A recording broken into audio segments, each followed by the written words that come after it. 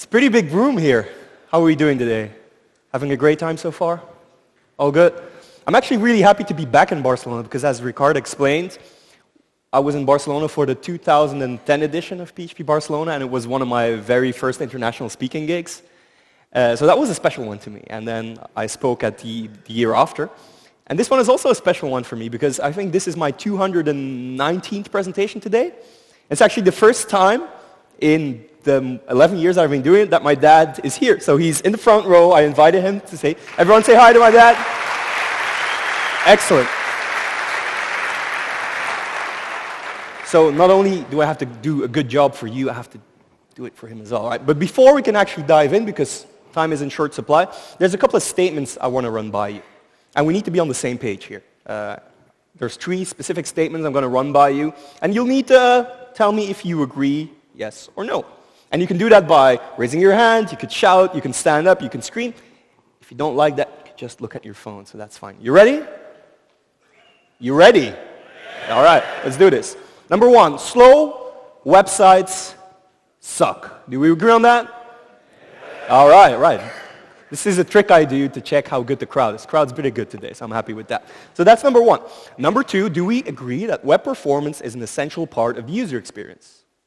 Yeah, right. Good. Third and last one, do we agree that a slow website is just as bad as a website that is down? Yeah, more or less. Well, anyway, if that happens, when your site is slow, you will lose money. You will lose space. Might even lose a little bit of Google PageRank. Now the problem is that a lot of people try to mitigate this by throwing servers at the problem. Like, okay, we have this immediate need for capacity, let's throw servers at this. Now make no mistake, on a short-term basis, when the house is on fire, this is an excellent decision. But in the longer term, it's just not sustainable. And as Biggie once said, more money, more servers, more problems. So we try to avoid that, actually. It's true, right? There's some truth in it. If you remember anything, more money, more servers, more problems. Now what any sane developer or sysadmin would do is identify the slowest part first. Because we try to look for root cause analysis. And if we figure out what's going on, then we optimize. It could be refactoring, writing new code, tuning systems, replacing systems. And that's a good idea, because that way you reduce the stress on the system and everything will go fluently. But after a while, you'll hit those limits. Developer time costs money, and you'll reach the so-called point of diminishing returns, where you invest more and more time, which equals money, and the gains will drop until a point that it doesn't really matter anymore. And that's the gist of this talk. We can actually use caching as a way to circumvent these limitations. And I used the comparison of storing stuff in boxes for later use, hence the picture with the boxes. Caching is you calculate something, you store it in a box, and then you get the calculated result later on. That's the idea behind this presentation. Now, that was the intro. Hi everyone, my name is Thijs. That's indeed how you pronounce that. I'm a technical evangelist at Varnish Software. Who's heard of Varnish Software? It's actually better than I expected. Varnish Software is the commercial entity, is the company behind the very popular Varnish Cache open source project. Who's heard about Varnish Cache? Yeah, slightly more people, that's good. Now for those of you who don't know, we are a web acceleration software out in the open source, and we host about 4.8 million websites use our technology these days. And if you look at the top 10,000 biggest websites, about 19% uses whatever you use. And we have our open source model, we have an enterprise model as well. So that's where these numbers come from. I'm available on social if you want to reach me afterwards on any of those. But you can also do this right now to heckle me. I know that some of you are very keen on heckling, so if you do that, perfectly fine with that. I'm the author of Getting Started with Varnish Cache, and I have a copy of the book. I'll let Ricard and the crew of PHP Barcelona figure out how we will raffle it. I'll give you a free copy. Ready? Still with me? Okay. Let's take it to the next level. Now, under normal circumstances, this is the communication pattern you'll have. An end user will be under the assumption that there's direct communication with the server. And in small setups, that will definitely be the case. Now, when we talk about caching and the kind of caching we do at Varnish and what the Varnish open source project does, is it acts as a reverse caching proxy. Now, a reverse caching proxy behaves a little bit in this way. You put it right in the middle between the user and the server. And its responsibility is to take requests from the user Identify if it's stored in cache, and if it's not stored in cache, you just fetch it from the backend. The computed result will be stored in memory in an ultra-stable way, and they'll be fed to the user upon subsequent requests. That's what a reverse caching proxy does, and that's how you can get some benefits out of it. Now, Varnish Cache does just that. It's extremely stable. We pride ourselves. These are just marketing numbers that we can process over 100 gigabit per second per server. But I'm pretty sure by the end of the year, we'll hit 150 gigabit per second per server. So that's a lot of traffic that you can process with a single machine, which is actually a cost-efficient way of caching and reducing the impact of your code on the systems. It's awful quiet here, and I see confused faces all over. I'm looking at the upper tier and the lower tier, and I have just the thing to help you out with that. If you're in doubt about how this works, just think about this picture. Who's seen this movie? Who's old enough to have seen this movie? All right. For those who have seen this, please educate the rest of the audience. What kind of movie are we talking about? This is The Bodyguard, indeed. So we have Kevin Costner, and we have the late Whitney Houston. Let's check if this laser pointer is working. Your PHP application, Varnish. All right. So are you with me now? It's clear. Can we go to the next part of the presentation? Yes? All right. There's different ways that your application can instruct the cache to behave in specific ways. And the main way to do it is by using the typical vocabulary that HTTP has to instruct either your browser or shared devices, such as a reverse caching proxy, to cache a certain object for a certain amount of time. You have the good old expires header, which defines in GMT, don't forget, it's GMT, when a piece of content is deemed invalid. But you can also use, and I would advise you to use that, the much more verbose syntax of the cache control header. Who uses cache control headers in here? Not a lot of people. I have a section about that later on, stick tight. Now, you have ways to instruct what should be cached and how long it should be cached, which is the second line. But you also, and that's the bottom line, can instruct the cache not to cache a very specific piece of content. Now, a little quiz. Look at the middle one. How long will Varnish cache it? Any idea? Yeah, I hear whispers, and I hear people say 1 hour. And I actually fooled you because that's something I put in all the time. We see max age, because max age is something we know from the wonderful world of browser caching, and we think that 3600 is the value. But in fact, there is a specification in the HTTP spec that says that shared devices, that's what the S stands for, S max age, have their own little syntax. So in this case, Varnish will cache it for 86,400 seconds, which is a day, and it will forward the max age header to the browser, and the browser can then decide to cache for another hour. Now, I don't want to overcomplicate things. If you don't use an smax age, but only use a max age, Varnish will respect it as well. But there is syntax, very specific syntax according to the spec that Varnish respects, so do we. Whenever Varnish sees a private, no cache or no store, that piece of content that is retrieved on the backend will not be cached. So that's the basics, how you can actually leverage HTTP to do that. Now, in an ideal world, and this is what Google Images thinks of the ideal world, this is what I typed in an ideal world, most of your application will be stateless, and you'll have pretty well-defined TTLs where you'll instruct using cache and no cache headers for every resource how the cache should be dealing with it. If you have a resource, a URL, where the values can differ based on specific request headers, you'll use cache variations based on a vary header. You'll have conditional requests to revalidate the content in a very efficient way, and you'll use placeholders for non-cacheable content. And you'll try to use as much edge-side logic, as they call it, for personalized caching. That's just a list of things you're supposed to be doing. I'm not sure if everyone is doing it. I'm pretty sure not everyone is doing it, because the reality is not as cool. This is, again, Google's Images idea of a post-apocalyptic dystopia. This is reality. Because in reality, you will use cookies. And I shouldn't explain in detail how cookies work, because Sam already did that in very big detail, that backend sends a cookie, goes all the way up, and it involves state. Now, the problem with cookies is it contains content that is for your eyes only. If it's personal content, personalized content, you can't really cache it.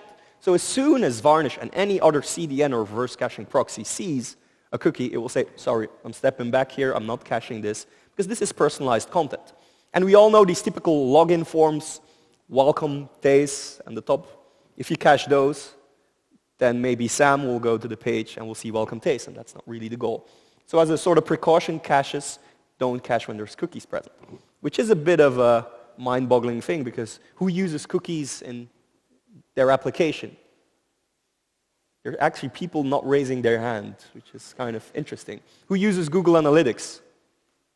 You all use cookies.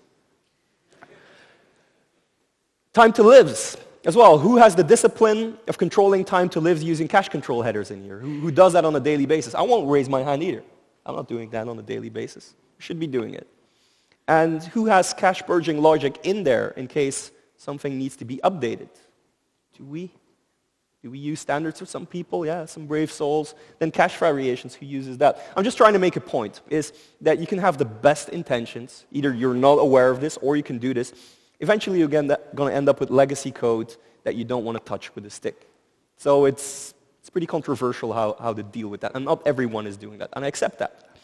But what if I told you we could design our software with HTTP caching in mind? And that's what we're going to do right now. Number one, defining cache control headers, as I explained. I'm a PHP developer. I'm lucky that this is a PHP conference. I'm more of in the Symfony side of things, but I'm learning Laravel as well, so maybe in the future I will do a Laravel version of this. I'm going to make a PHP Symfony-inspired version of this. How do we set an SMAX-H of 500 in our Symfony application in, I wouldn't say a non-intrusive way, but least conspicuous as possible? Well, this is a way of doing it. There isn't a lot of refactoring supposed to happen. You just take your response and you set the shared max-H to 500 and set public. It's pretty easy, right? Something we can do, something we can think of in the future. If there are certain resources that we don't want to cache, like let's say there's cookies involved in a specific response, there's state involved, and we don't want Varnish or CDN or auto reverse caching proxy to cache it, we'll set a private no store. How do we do that? Well, pretty routine as well. Set it to private and add a cache control directive and set it to no store. Again, pretty simple. That's put it in the books, it's done. But we should do things in a more efficient way. Like if it turns out we can't cache, or if it turns out content has expired and we need to revalidate, we can use conditional requests. Conditional requests mean that you only fetch the payload that has changed. Now, normally this is what you get, right? 200, okay, all is good, all is fine. But if the data hasn't changed, you can use 304 not modified. How do you do that? How does HTTP deal with that? How does HTTP facilitate that? Well, it's pretty straightforward. Imagine this request. You're doing a GET call to your local host, and then your application responds with your hello world output, but you see it marked in red, you can assign an E tag. An E tag is an entity tag. It's just a fingerprint of your content.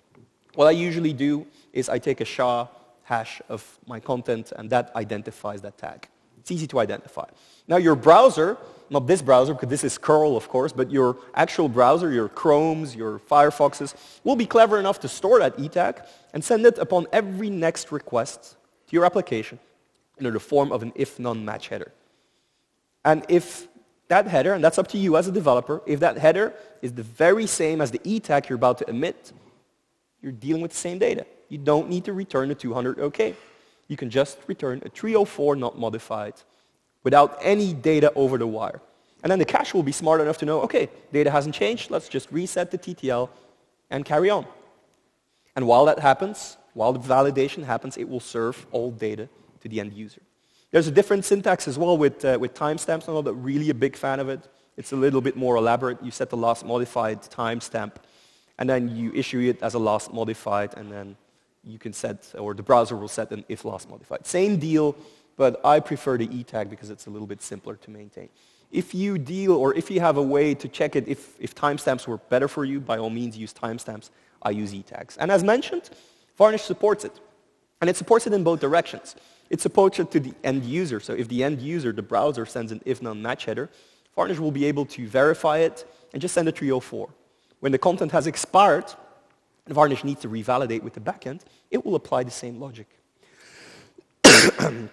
And will serve stale data while that happens. And there's even more syntax in HTTP to help you with that. You can issue a stale while revalidate And that sets the amount of time that your reverse caching proxy or your CDN or whatever tool you're using for caching can spend 20 seconds serving old data while the revalidation happens. So even HTTP cares for that. Now, my specific advice on that is, in your application, in this case that will be a Symfony application, validate quickly or revalidate quickly as possible. And as soon as the validation is done and you notice that the data hasn't changed, exit early. Exit as quickly as possible. Because the added bonus here is not just the bandwidth that you're saving, but also if you design your application correctly, you can reduce a lot of memory and a lot of CPU and disk usage on your system. If you have a way of storing it, and the way I would do it is maybe use Redis, because it's a very quick, there's different ways. You can use memcached or APCU, just a mechanism that has direct access to memory that is super quick, and you just store your E tag for that page there. I'm going to show you how to do that without touching your existing code, just registering an event listener. Imagine this event listener where you just hook into the request and the responses, and there's two helper methods here. You have your constructor where we're injecting Redis as a service. So that's just basic DI container stuff in Symfony. And there's this helper method that checks based on the request if the data has changed or not. So you give it an E tag, and then the request also contains the E tag under the form of an if none match. And that returns true or false. Now this is where it gets really interesting. You can have an on-kernel request where you actually hook into the logic of Symfony, and you check based on the URL if that value is stored in Symfony, or in Redis rather. And then you can check if it's there, has it changed or not. And as soon as we notice that the data hasn't changed, we immediately emit the set response and we stop the execution. So all of a sudden the rest of your business logic is not executed. There is no MVC framework that should be bootstrapped for the rest. There is no database access that is required. So imagine all the resources that you save by not actually going to your code, by validating quickly. And then on the other hand of the scope, whenever something has changed, you just take the E tag, store it in Redis, and the next time you have to revalidate. It goes quite efficiently. By doing this, you can actually lower your TTLs quite significantly. Like you can set we have clients who have a TTL, a cache TTL of a single second, which huge amounts of traffic. But the asynchronous nature of revalidation and the fact that this is not that intense on the system, and the fact that Varnish sends it asynchronously and only sends a single request to the backend, make sure that you can have pretty low TTLs and still have up-to-date content without causing a cache stampede to the backend. So that's a trick to put in your book. That's not as trivial as cache control, but I would use it if I were you. Right, next one, content composition and placeholders. Imagine this typical one. These are my graphical skills in action for you. Header, footer, navigation, main page. The typical stuff, right? Imagine that we want to put stateful content here. Welcome, Thijs. You have 3 items in your shopping cart. This is not cacheable. It's based on session data. It uses cookies probably to identify the session. It is not cacheable. But HTTP in its nature doesn't have the concept of these blocks. It's just a common denominator, and that is no cache. This page will not be cached because there's a stateful element in it. How do we deal with that? Well, you could use placeholders for that. And that makes it a little bit more interesting. And I think I'm preaching to the choir here. I think a lot of people at this point already use these placeholder strategies. Usually, it comes under the form of a separate HTTP request that we do. What kind of technology do most of you use to load this? It's very quiet. I'll give you a hint. It's Ajax or web components or what have you. I'm not really a front-end kind of guy, but that's just one way of doing it. You just fire off an Ajax request, and that response will have a no cache header, and then Varnish won't cache that, and then you'll have stateful data where you can use your cookies and where you can display the username and the items you have stored in cache. And Ajax has some significant benefits because it's client-side, which makes it JavaScript, and JavaScript is very much in the domain of common knowledge. A lot of people know how to operate JavaScript. Some are experts, some just dabble about and still do a good job. I'm one of those guys who uses jQuery still at this day and age. I apologize. But it's cool because it allows for parallel processing as well. You can do parallel JSON or Ajax requests. You can do them asynchronously. And there's this sense of graceful degradation, which is just the fancy word for if it fails, your page doesn't blow up. Just that little component doesn't work. That's good. But the downside is, and that's the upside as well, it's processed by the browser. So all of a sudden you shove that business responsibility all the way to the end user, to the browser. And that causes extra round trips, and extra round trips cause latency, especially when you're on a pretty crappy 3G connection somewhere in the middle of nowhere. So avoid it if you can. Another way of doing it is by using edge-side includes. Who has heard of edge-side includes? Okay, keep your hand in the air. Who uses edge-side includes right now? Whew, and you see them drop. Who remembers server-side includes from back in the day? Who's old enough to play around with server-side includes? It's pretty, I see a couple of brave souls. It's pretty much the same deal. You have this placeholder tag that looks a little bit of an HTML tag. And it contains an attribute called source. And it's a specification. It's part of the W3C standard. And reverse caching proxies and certain CDNs can interpret it. And that's where you place the content. And this is not sent to the browser. This is processed at the edge. Edge-side includes. And the edge, that is the outer tier of your network. Usually your CDN or your reverse caching proxy. The cool thing is it's a placeholder technology. It just replaces. It's like cut and paste the logic in it. It is parsed by Varnish. I'm going to show you how we usually do that. And the output is actually a composition of blocks. So as a user, you don't really see it, but internally, Varnish will take all the different ESI tags and will process them separately, each with their own state and with their own TTL, which is kind of cool. Now, if you go back to the domain of Symfony, this is how Varnish is supposed to operate. You can use surrogate capability headers in your Varnish and emit them to the outside world, to your Symfony application, so to speak, to say, hey, I am a reverse caching proxy and I support ESI. I have surrogate capability. It's up to you as a developer to look for that header, filter out the ESI tag, and if it's there, you know I can actually emit ESI. I'm sitting behind something that understands it. And then it's up to you to send a surrogate control header and just mention the ESI tag. So you have surrogate capability? Okay, I have surrogate control. Here's your ESI tag. And then it's up to Varnish to process it.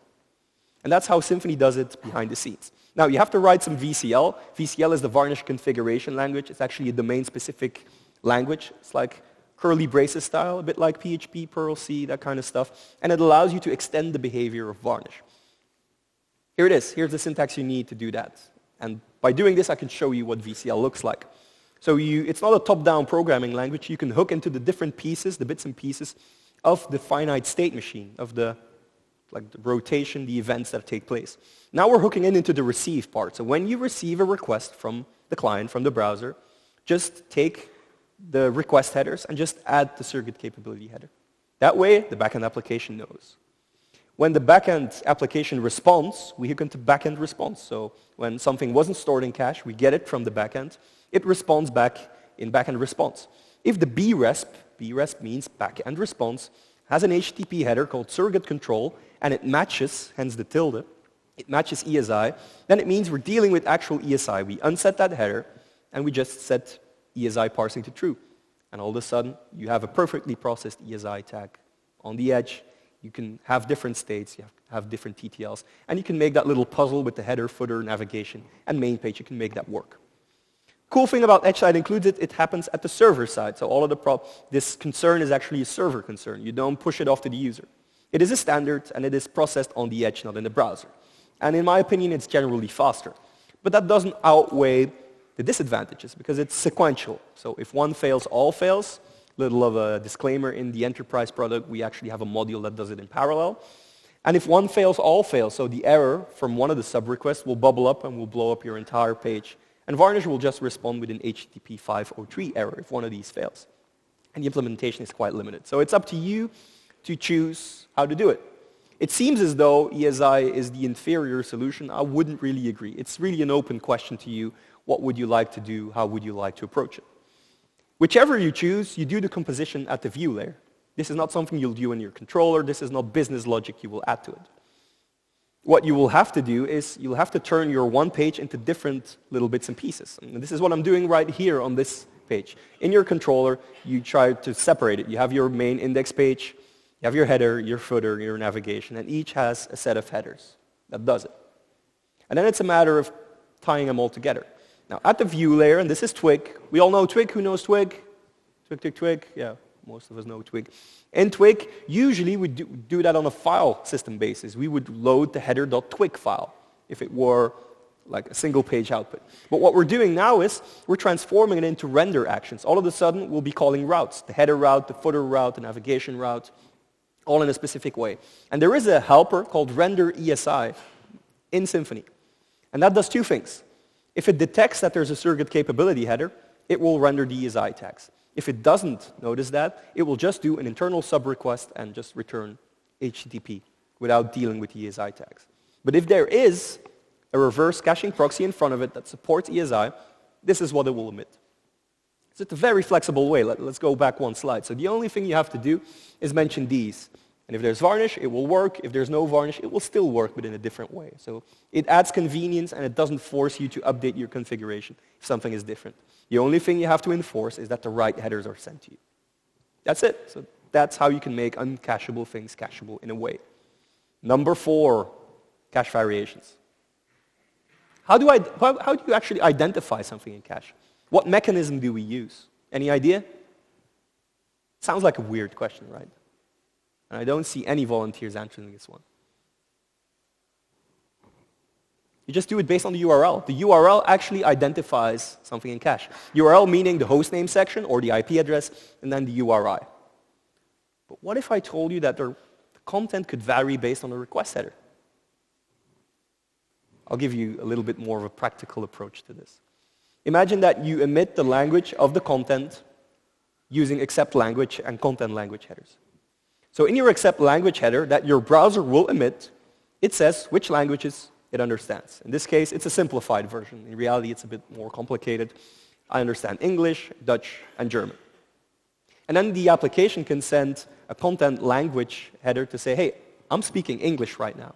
But the problem, if there's no cache variation, the first one who requests it will get it. So if the first one speaks English, it will be an English page. If you happen to speak Dutch and not English, you're screwed because you're seeing English content. So you need a variation for that.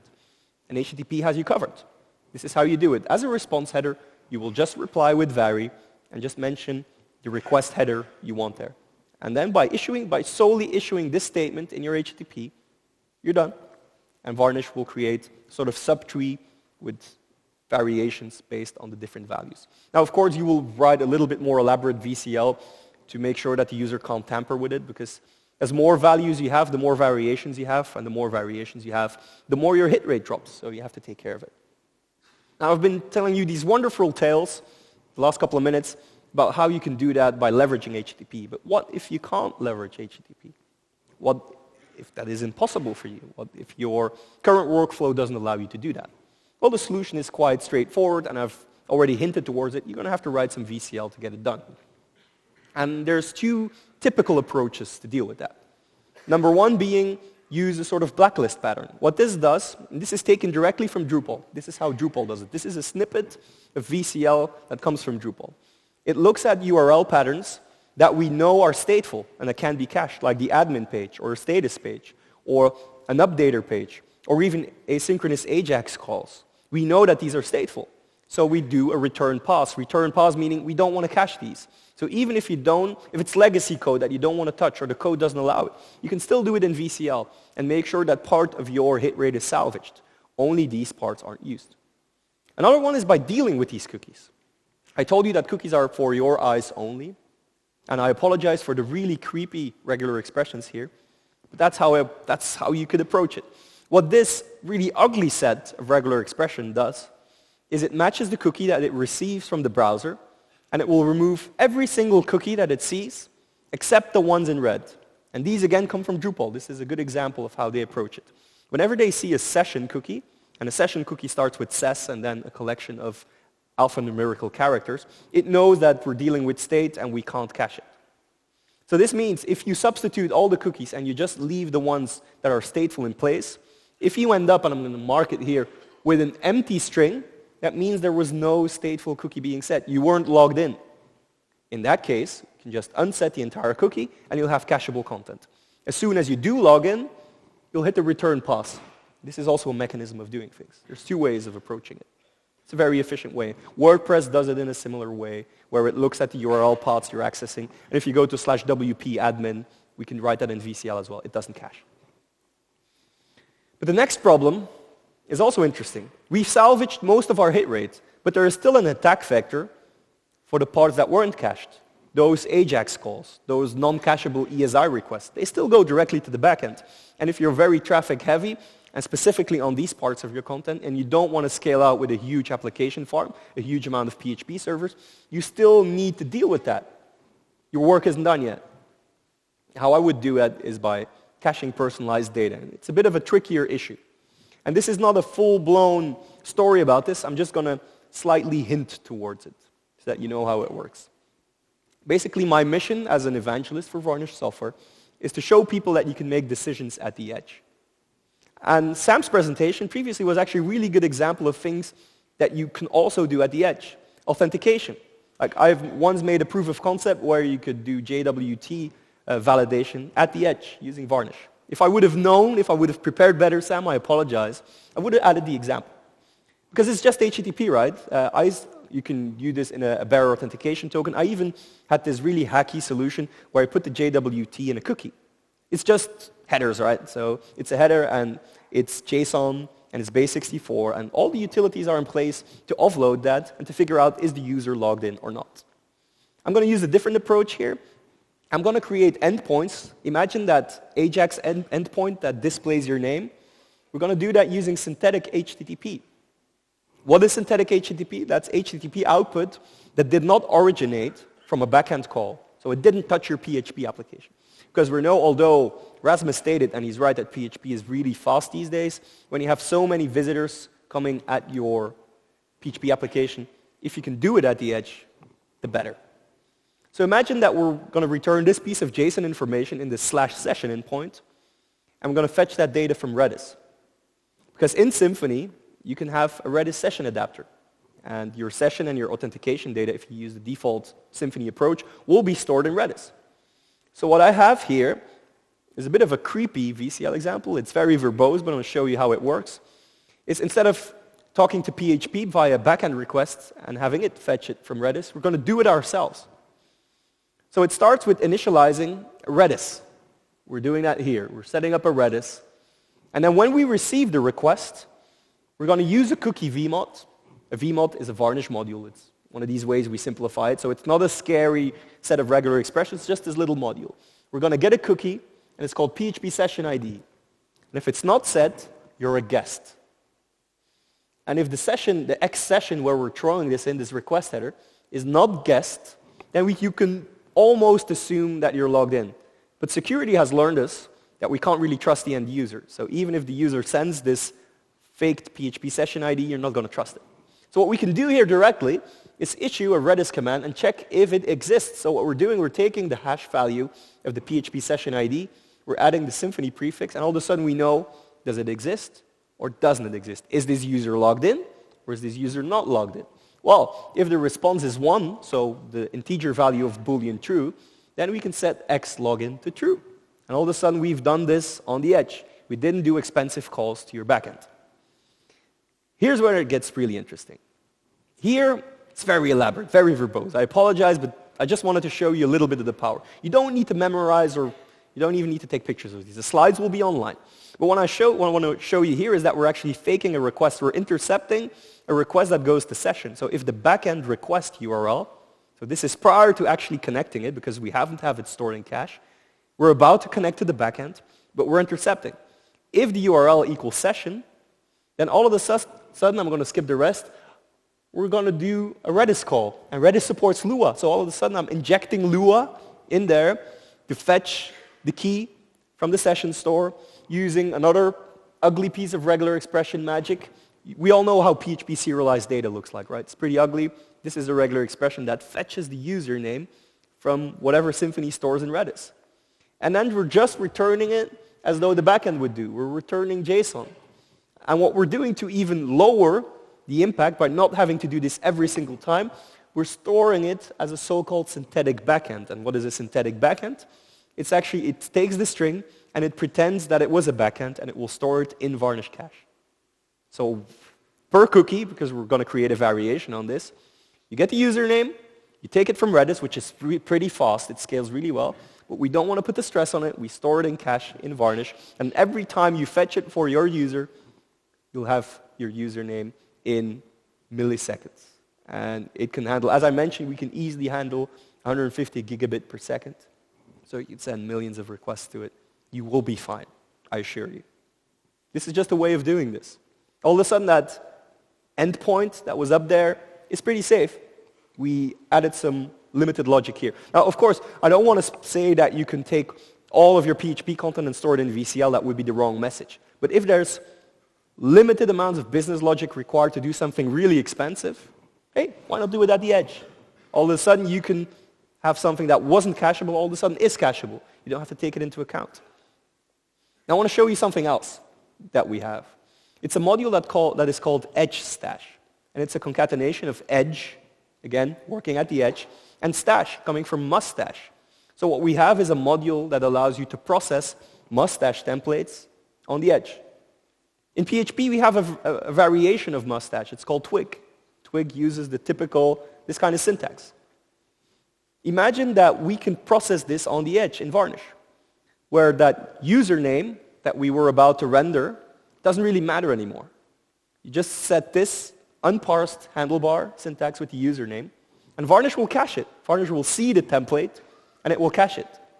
And that's literally the meaning of caching the uncacheable, because you can't cache a username. There's cookies involved, there's state involved. You just cache the placeholder. And then Varnish will replace it with the actual value. So what we'll do here is imagine that you emit this in your page, welcome username. It is cacheable, it is stored in cache. Thousands, 10,000s, hundreds of thousands of visitors will come at the same time, and we'll load this.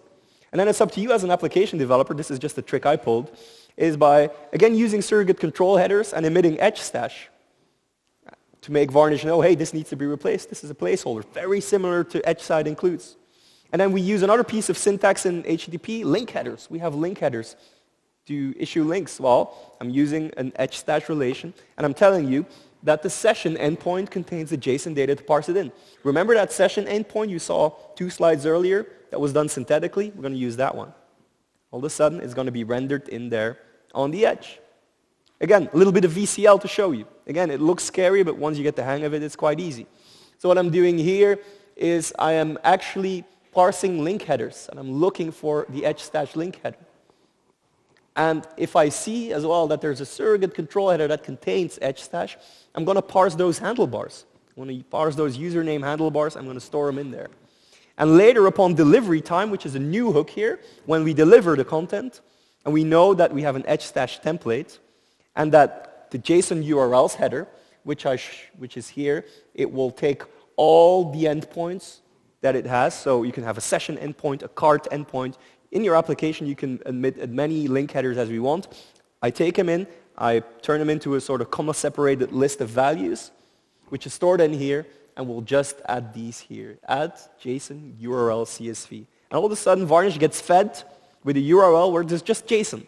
Remember that JSON could be raw JSON coming from an endpoint at your backend application, but if it's very intensive, you can even synthesize it, as I showed it earlier. And all of a sudden, it gets loaded. So you have this rich JSON content that you can load at the edge. Again, uncacheable content that becomes cacheable. And I created a little, to make it simpler because this seems very complicated, I made a little twig extension. I made a symphony bundle to make it happen. So if you do composer require, Thijs Feryn edge stash twig bundle, I've just added this for you. Oh, I'm going to go back, people taking pictures. Got it? All right. All of a sudden, the only thing you need to do, even in the composer package, and on the GitHub page, there's the VCL code you need. You just need to load it. And I added this custom twig function called edge stash. And it takes a name, in this case the username, and it will turn that into an unparsed handlebar. Because otherwise, if you use the handlebars, Symfony or PHP or Twig will process it, and it will give you a notice because it didn't find the variable. I'm just sending it unparsed, and I'm also allowing you the possibility to set where the endpoint is, where the stateful data is located. And Varnish will handle the rest. All the negotiation with the surrogate headers happens behind the scenes. I was inspired by the render ESI function that was in Symfony. I just did it myself. And there's even a fallback here. That function could also be used as a filter. Imagine that you actually have a username variable in your Twig script. You could just pipe it to edge stash.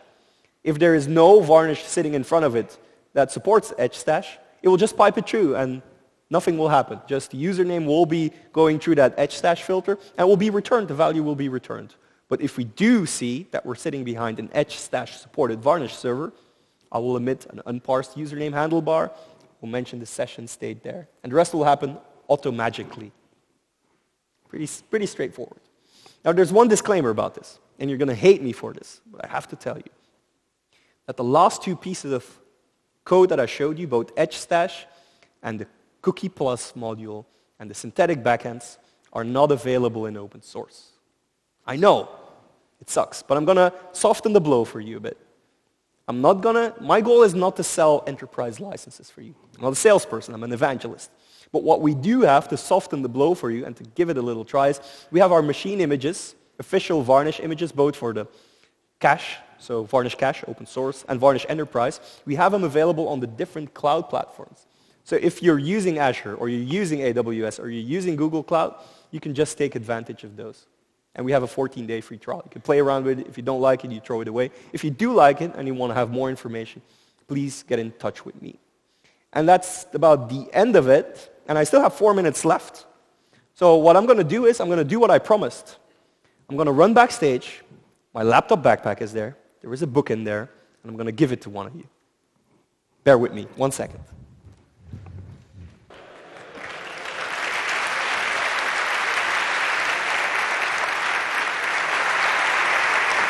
So are we going to raffle this one or like? How are we going to do that? How are we going to raffle the book? Like, maybe if the person who asked the most voted question wants to like raise their hand and come down here. There is another assumption that you need to have. You can't assume that everyone wants to read this book. That's true as well.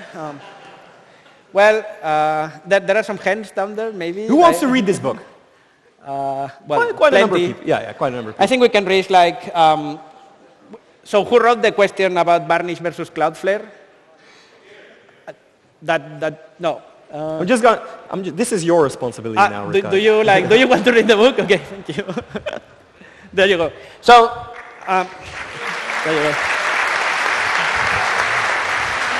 So, a bunch of questions as usual. I hope you don't mind, but people are asking like, because you are like working at Varnish, why Varnish versus Cloudflare if you have Cloudflare, if there is a why? Well, I'm going to even make it more controversial. Okay. I'm going to... Sorry, guys. No. Why Varnish and not Cloudflare? Why not Varnish? Why not Cloudflare? Why not Fastly? Yeah. They're the sponsor of the event. These are all competitors of ours. There's different reasons why and why not. Cloudflare, Fastly, and all their CDN competitors offer what we do more or less as a service. It is configurable to some extent. The things I'm showing you, not all of them have it. Other ones have features we don't have. But the main difference is we're offering software. Right now, we have plans to offer it as a service as well. They offer it as a service. And you have the pros and the cons. In a lot of cases, and especially at the enterprise level, people buy our stuff because they want to have either more control or reduce the price. And that's comes right out of the marketing playbook. There is no economy of scale. It means the pricing tiers go up and up and up and up. Whereas if you want to have more control, and a lot of our clients are big video streaming platforms, big websites, they just want to have tight control. They want to write the VCL themselves. They want to host it on their own infrastructure. A lot of these media companies have their own networks, have their own data centers. They don't want to spend hundreds of thousands or millions of dollars on a service where they have tight control over it. Some of them are regional, where like a big business of ours now is do-it-yourself CDNs. A lot of people have limited points of presence. Let's say you are a Catalan media company. You're not going to go outside here. You'll probably have a data center in Barcelona and have your points of presence there. Like not very good, the ones around here. But then again, it's just an example. And if you use Varnish Cache, if I put my enterprise hat off, it's open source. It's free, as in beer. That's basically it. Yeah. And I'm not discrediting Cloudflare, nor am I discrediting Fastly. I'm just making the difference. And if it turns out your use case suits a CDN provider a lot more, then go for it. We even have clients who use CDNs and use us as their local CDN in their data center to protect their origin. Because if you have a CDN with lots of points of presence, they might even DDoS your backend. It's all about control and reducing price. That's basically all I have to say. Right, so there's another question here. I'm not sure if you will have an answer for that. But so someone was asking about if you have different content based on both countries and mobile versus web, Are there any techniques with the Varai headers and things like that you definitely. You mentioned the accept language, but there's a collection of enterprise vmods that are only in the cloud or available in our enterprise offering, but we also have a collection of open source vmods, and there's things there like GeoIP, Device Atlas. We have packaged versions in the cloud where you can use Device Atlas, where it just takes the user agent and figure out, is this mobile, is this iPad? GeoIP to figure out in which country is this person, in which city is this person. You can vary on certain headers like that. It is all possible, authentication, you name it. All the things that you want to do at the edge that cost a lot in terms of CPU cycles and memory, it is good to do at the edge, and there's modules for that. Yeah, I think we won't be able to cover, but let's do 2 more. Yeah, because we're 33 seconds over. But people are hungry. And, yes, and we're taking away their free time. But let's do a couple more. So, well, if you don't mind, guys. So, I guess this is more like, in terms of design, what would be the common stuff you would like to cache for logged-in users? And related to that, if you know about it, because I'm not sure if you're following both Symfony and Laravel, but you mentioned that you're learning Laravel. Yeah, I mean, and like about site include support, if it's full or like halfway through. Well, I'm not really aware of edge sites include support in Laravel, but I'm actually building that edge stash module that I built for Symfony. I'm actually porting it to Laravel. Okay. So if I've done that, I might as well build an ESI because it's a lot more mainstream. Build an ESI version of it. I will talk. I know a couple of Laravel guys, so I'll talk to them and ask for their it's becoming popular over here, Laravel as well. It was a Symfony city, but these days. Yeah. And then someone is asking about edge site includes plus tracing. Not sure what that means. Can you? Yeah, well, but it's a question. ESI plus tracing, that's a different presentation. I can bore you with an hour. So next year, if you want to but what Varnish has, even if you're not planning to cache, has a really elaborate logging system. It's called the VSL, the Varnish shared log.